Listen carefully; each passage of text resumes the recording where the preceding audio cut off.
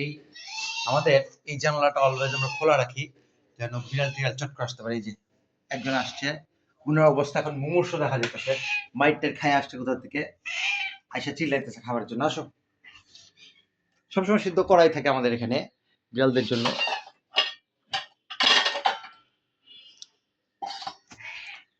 এই যে মুরগির রান সিদ্ধ করা এবং নখ ফালানো।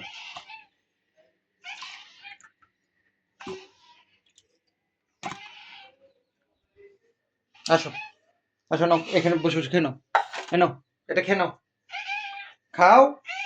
কেন মাছ থেকেও সিদ্ধ করে দিছি তো, সিদ্ধ।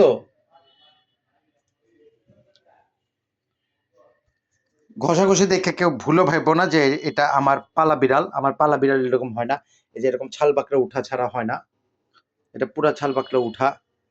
ও কোথাও মারামারি করে আসছে, আমি 100% শিওর। মারামারি করে আইসা আমার কাছে আসছে বিচার দিতে।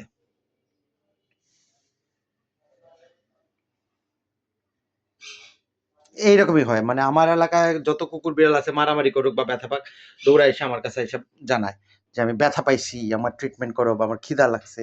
এই হইল কাহিনী।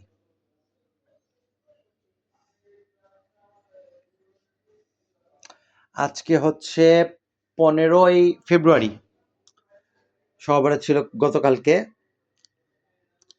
আজকে 15 তারিখ। এটা খাও, এটা খাও, এই যে এটা খাও, এটা খা, এটা খা, মুরগির ঠ্যাংটা খা, খা। ও খাবে একটু পরে।